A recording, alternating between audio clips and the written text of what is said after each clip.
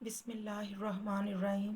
अस्सलाम वालेकुम। आज हम आपके साथ शेयर कर रहे हैं कचनार गोश्त की रेसिपी, जो कि बनाने में बहुत ही आसान है और खाने में बहुत ही मज़ेदार है।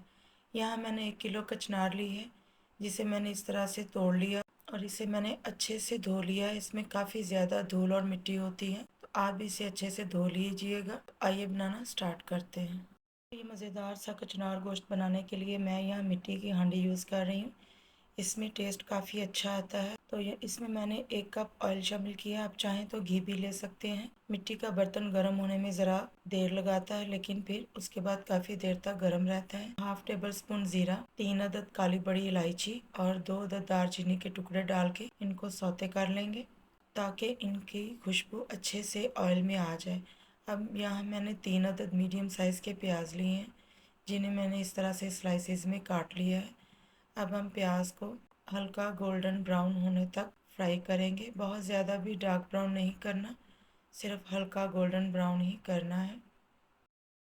यहाँ प्याज हल्का गोल्डन फ्राई हो गया है, बस इतना ही कलर होना चाहिए। अब हम इसमें 2 टेबल स्पून अदरक लहसुन का ताज़ा पेस्ट शामिल करेंगे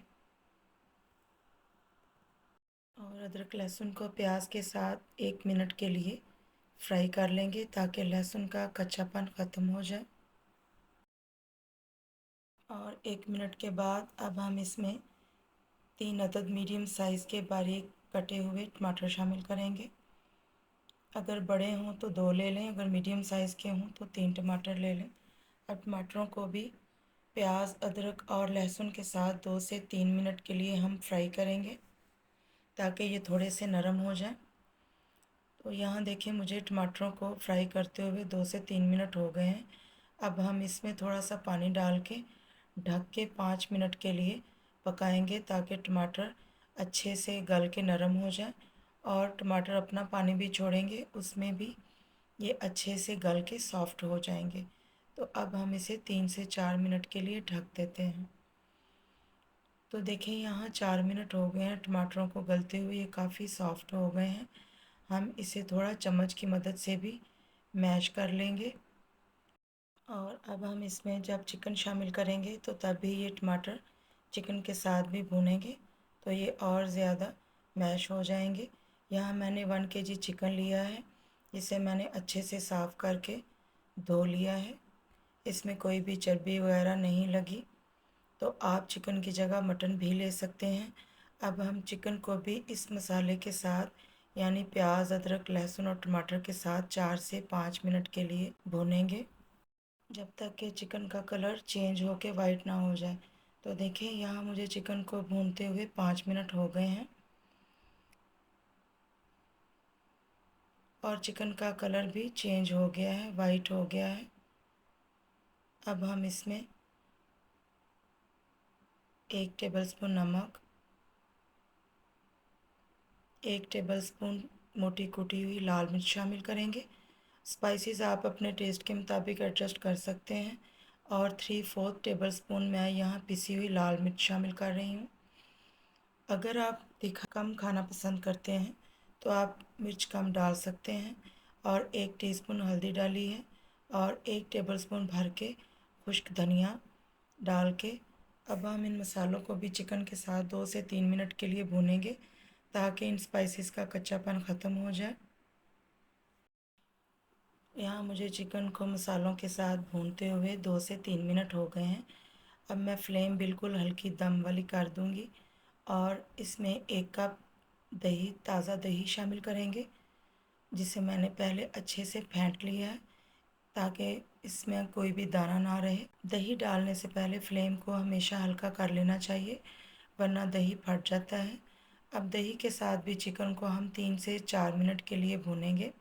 पहले 1 मिनट के लिए हम फ्लेम को दम वाली ही रखेंगे और फिर 2 मिनट के लिए आंच को तेज़ करके भुनेंगे। देखें, मसाला कितने अच्छे से भुन गया है, प्याज टमाटर बिल्कुल भी नज़र नहीं आ रहा, बहुत अच्छे से मैश हो गया है और ऑयल भी सेपरेट होने लगा है। अब हम इसमें आधा कप पानी शामिल करेंगे और एक बार अच्छे से मिक्स करके हम इसे लो टू मीडियम फ्लेम पे 15 मिनट के लिए पकाएंगे, ताकि चिकन अच्छे से गल जाए। तो अब हम इसे ढक देंगे। लेकिन दरमियान में हम 2 से 3 बार चेक करते रहेंगे ताकि कहीं सालन नीचे लग ना जाए। तो देखें यहाँ 15 मिनट के बाद मैंने ढक्कन खोला है, लेकिन दरमियान में मैंने 2-3 बार चेक किया था। तो माशाल्लाह से अब हमारा चिकन मुकम्मल गल गया है और ग्रेवी भी बहुत ही थिक और अच्छी बनी है। चिकन गलने की ये निशानी होती है कि जब बोन से इस तरह से गोश्त अलग होने लगे तो इट मीन्स के चिकन अच्छे से गल गया है। अब हम इसमें कचनार शामिल करेंगे। तो कचनार जैसे कि मैंने आपको पहले ही बताया था कि इसे मैंने बहुत अच्छे से धो लिया है। इसमें काफ़ी धूल और मिट्टी होती है। तो अब हम इसे अच्छे से मिक्स करते हुए फुल फ्लेम पे 3 से 4 मिनट के लिए चिकन के साथ भून लेंगे ताकि इस पे भी अच्छे से मसाले कोट हो जाएं और कचनार का कच्चापन ख़त्म हो जाए। कुछ लोग कचनार को फ्राई करके भी पकाते हैं, लेकिन आप इस तरह से भी ट्राई कीजिएगा, बहुत ही टेस्टी बनती है। यहाँ मुझे कचनार को चिकन के साथ भूनते हुए 4 मिनट हो गए हैं। अब मैं इसमें आधे कप से थोड़ा सा कम पानी शामिल करूँगी और इसे हम ढक के 4 से 5 मिनट के लिए लो टू मीडियम फ्लेम पे पकाएंगे ताकि कचनार अच्छे से गल जाए। तो अब हम इसे 4 से 5 मिनट के लिए ढक देंगे।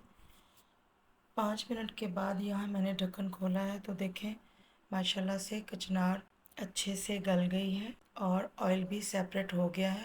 कचनार एक बहुत ही बेहतरीन सब्ज़ी है, ये खून को साफ़ करती है और ये एक्ने के लिए बहुत ही मुफीद है। अब इसको मज़ीद खुशबूदार और मज़ेदार बनाने के लिए हम इसमें कुछ मसाले शामिल करेंगे और फिर हम इसको फाइनलाइज़ करेंगे। यहाँ मैंने हाफ़ टी स्पून गरम मसाला पाउडर डाला है और हाफ़ टी स्पून ज़ीरा पाउडर है और हाफ़ टी स्पून ही ताज़ा पिसी हुई काली मिर्च शामिल करेंगे और 5 से 6 अदद साबुत हरी मिर्च डालेंगे। इसमें हरा धनिया नहीं जाता। तो अब हम इसे एक बार अच्छे से मिक्स करेंगे और फिर हम फ्लेम को ऑफ़ कर देंगे। तो देखिए हमारी बहुत ही मज़ेदार और टेस्टी कचनार गोश्त बन के तैयार है। अक्सर बच्चे कचनार नहीं खाते, उनको ये कसैली लगती है, लेकिन आप मेरे तरीके से बनाएंगे तो इंशाल्लाह ताला आपको ये बहुत ही पसंद आएगी। उम्मीद करती हूँ आपको मेरी आज की ये रेसिपी पसंद आई होगी। वीडियो अच्छी लगी है तो वीडियो को लाइक कीजिए, शेयर कीजिए, चैनल को सब्सक्राइब कर लें। अब मिलते हैं इंशाल्लाह ताला किसी नई रेसिपी के साथ। अपना बहुत सारा ख्याल रखिएगा। Thanks for watching this video. अल्लाह हाफिज़।